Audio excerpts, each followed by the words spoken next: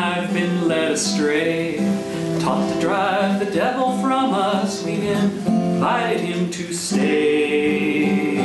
What we need is light, for you can't drive out the darkness with a stick, with a stick. No, you can't drive out the devil with a stick. Some proclaim all men are sinners, can't escape the devil's might. While their interest must intrigue him, they won't let him out of sight. What we need is light, for you can't drive out the darkness. Talking sin, no, you can't drive out the devil talking sin. Some of us were taught the slogan, social evils must be slain. But can anger drive out sorrow? How can passion conquer pain? What we need is light, for you can't drive out the darkness. When you hate, no, you can't drive out the devil when you hate. Brother, have you ever wondered why the darkness lingers on? Well, if we want to see the sunrise, let us turn and face the dawn. What we need is light, for we'll only best the darkness when we love, yes, we'll only best the devil when we love. The spiritual interpretation of the Lord's Prayer.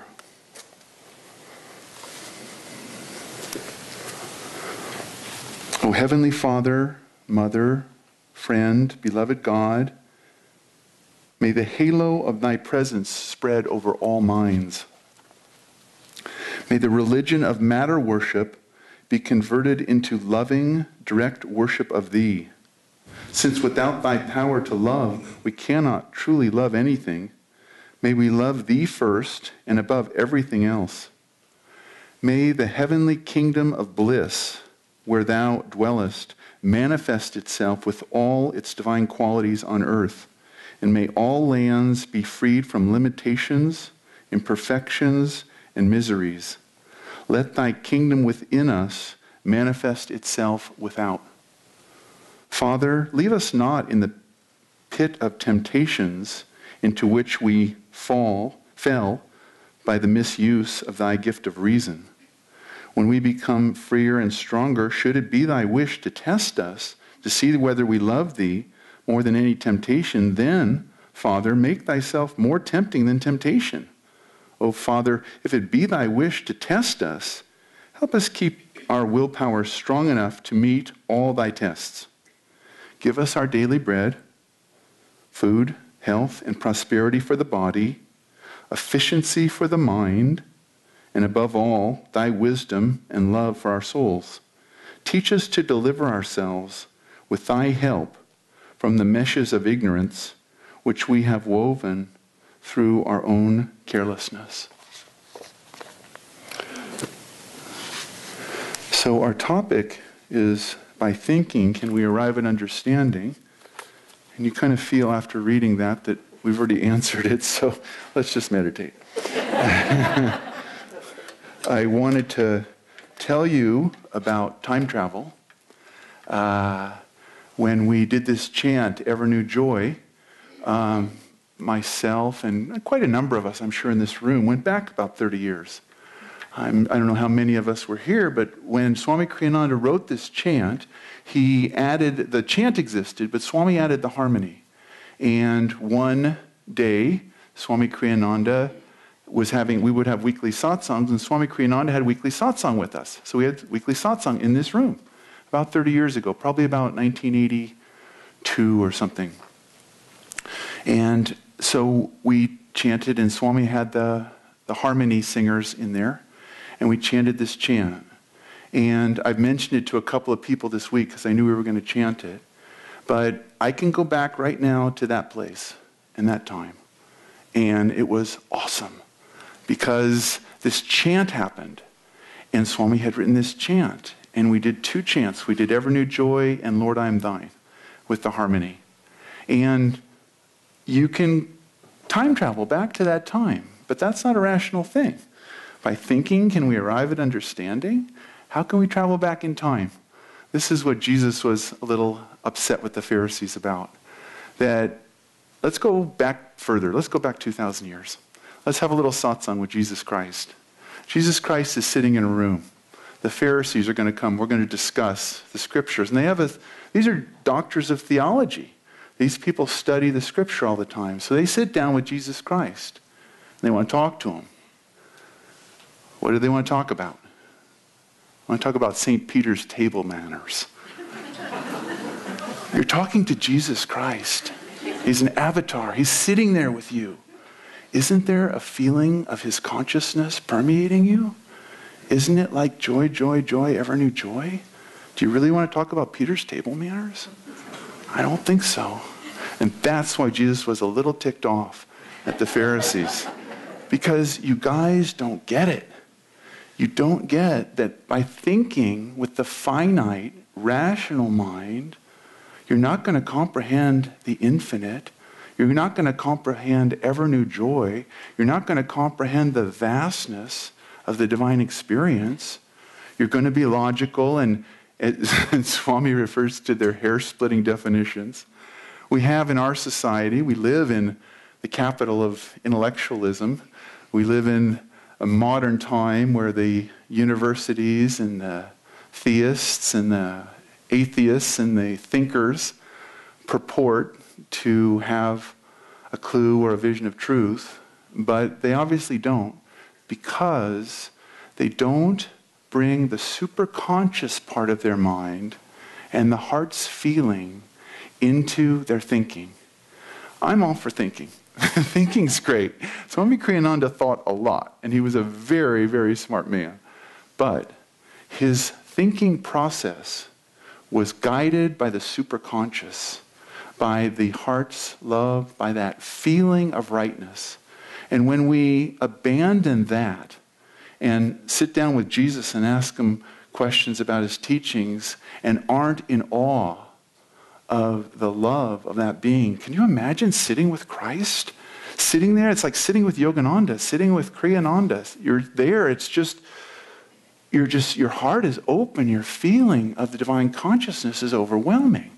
And these people were willing to shut that off because the heart's capacity to feel has been shut down. We had a rainbow yesterday at Ananda Village. I don't know if all of you saw it, but it was a double rainbow. About 4 o'clock in the afternoon. Really nice. And I was remembering a quote from Swami Kriyananda. Swami Kriyananda would quote Yeats quite often. And the quote he liked to quote was, there was a rainbow once in heaven, but now it is listed in the dull catalog of common things. And he had that wisdom to understand that a rainbow is more than a couple of colors in the sky. Sure, we can analyze the spectrum of light, and you can get the measurements and the cycles per second and all that stuff. Totally great. But that's not the awe of the rainbow. It's the beauty. It's stunning. There was a double rainbow yesterday. It was over this village. And in other places too, I'm sure. But it's the vibration, it's the awe. That's the superconscious part of intelligence. And without that, we're not going to find God. With that, we will see God everywhere. When I was a young truth seeker, I was also a college student, and I was studying calculus and other things like that. And I remember one day working on calculus problems, and I got to this point, when you get into a calculus after a while, everything goes towards infinity or does not exist. Those are the two spectrums that your equations come to. And I remember working on this calculus problems, and I suddenly had this insight into the absolute beauty of the universe through calculus and mathematics. It was harmony. It was perfection. It was the totality. It was infinity, and around again and around again. And I was a little bit astounded because I was a truth seeker and a calculus student, and I thought that the two didn't interact. I thought that there were limits to God. There's no limits to God. God's everywhere. We need that sense of awe, that sense of wonder. We need the superconscious mind and the heart's feeling to combine to give us true wisdom. And then we can think a lot. Thinking is good if it's attached to that. And if it's not attached to that feeling, thinking is very susceptible to Maya. And thinking can get you into very, very big problems and great dead ends. And it can put a lot of life in the catalog, the dull catalog of common things, when they don't belong there. Everything shines with the love of God if we have the superconscious infiltrating our consciousness.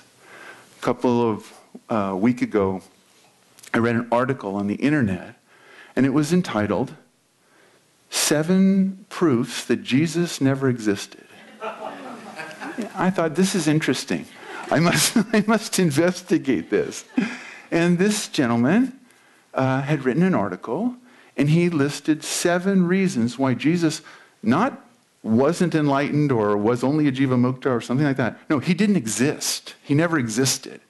And obviously, the reasoning was weak. The evidence was questionable. But he discounted Bethlehem and the census and Joseph and Mary and the 3 kings and the blind man and the loaves and fishes and the Sanhedrin and the trial and Pontius Pilate. He threw out a lot of evidence to get to his 7 points. And his 7 points didn't really hold any water whatsoever. But it was instructive because the mind without the feeling of the superconscious can lead you to idiotic conclusions. And they can seem like they make sense. Witness the number of atheists in our current society who say that God doesn't exist. And then what happens after you die, son? The spirit lives forever. And I found it interesting that a man in the year 2015 could decide that Jesus never existed, and this hadn't dawned on a whole lot of Christians for the last 2,000 years, nor the masters or the saints. But still, the reason purports itself to be the world's foremost authority. And with the superconscious and with feeling, it can be in that club, but by itself it cannot. What do we do about it? Well, if you're new to the spiritual path, if you're watching this on the internet for the first time ever, if you've come here today for the first time, keep yourself in the company of the saints and of people who live by the superconscious, who have devotion, who love God, who keep the feeling center open and sensitive. Read books by saints. Read books of any great master. Go to satsangs where there are people who love. And keep in mind the feeling that accompanies their wisdom and their words. Keep your heart open to that reality. If you shut off your heart and live totally by the brain, without the sense of feeling, you can get very sidewinded by delusion, by Maya. So keep yourself in satsang. If you've been on this path, you're already trying to do that. We need to keep those exercises of mental superconsciousness, which Swami Kriyananda pointed out is solution-oriented. Keep yourself in that flow of positivity. Be positive. Think positive. Keep looking for solutions. And, luckily, Rajasi, Master gave us a teaching on this. This is a letter that he wrote to Rajasi. I'd like to read part of it. But Master addresses this. How do we live in the superconscious? Paramahansa Yogananda wrote, this was just a letter to Rajasi.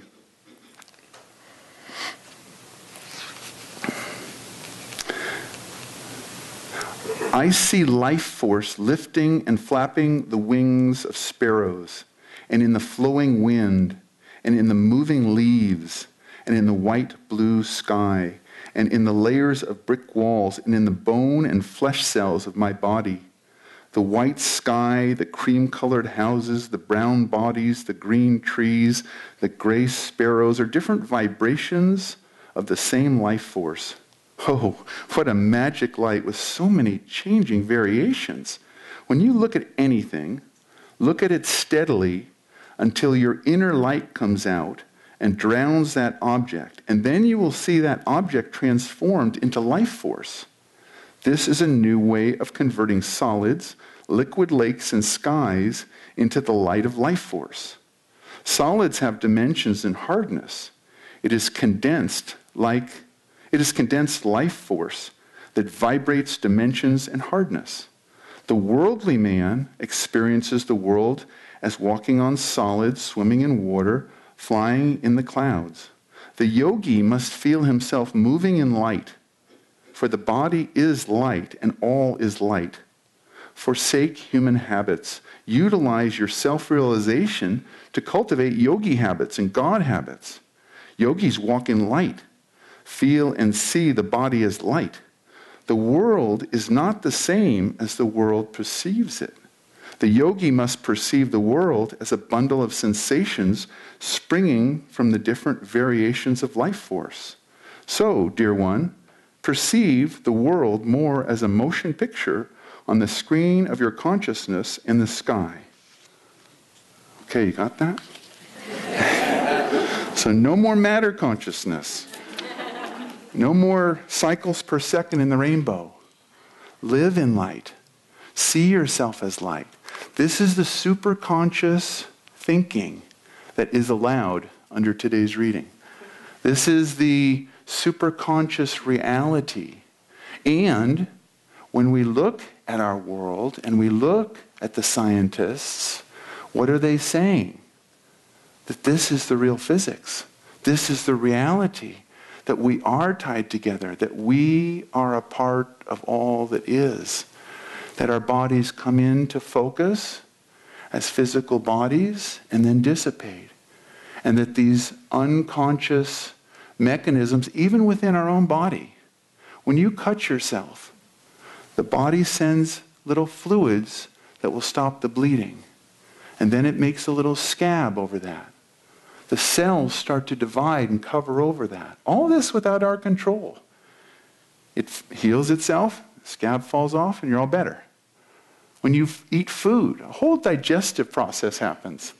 You're not in control. You don't have to think about it. The divine consciousness, the life-trons, as Master called them, operate. They operate with divine intelligence. What do you operate with? Divine intelligence. You can use your rational mind. Please do. I recommend it highly. But use it in conjunction with the superconsciousness. Use it in conjunction with the heart's love. And in that way, we come to the realization that we are a part of all that is. And the endless mind and the rational mind are stilled. There's a wonderful definition of meditation. It's when the mind is still and the heart is open. You can't meditate with just your head, with just your thinking process. You have to keep your heart center open because that's where the intuition is. That's the feeling center. That's where you feel the love of God and the truth of these words. You know those words are true because you can feel them in your heart. You know that's true. But a rationalist could sit here and argue, well, that's not true. You can't walk through the sky. You're not made of light, you're made of matter. Matter is not the ultimate reality. The ultimate reality is light and love and truth. And that's where we have to be, ever new joy. You chant and you chant.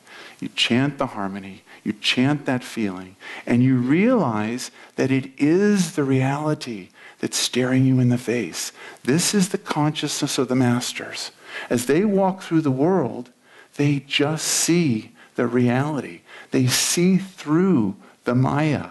It doesn't catch them. It can't trick them anymore because the superconscious dispels that Maya. The reality is the love of God and the light of God and ever new joy. That's the truth.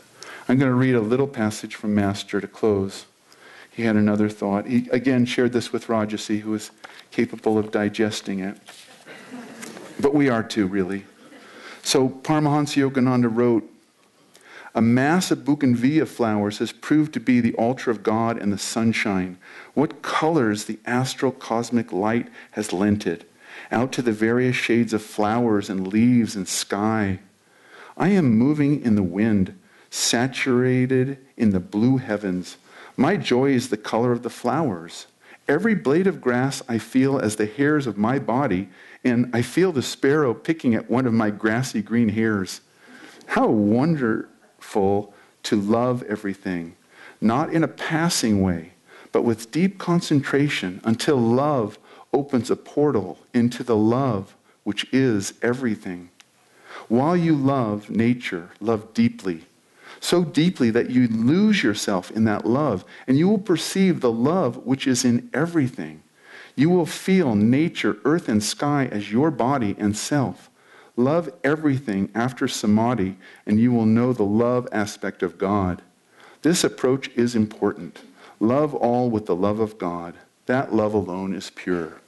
Om Shanti, Shanti, Shanti.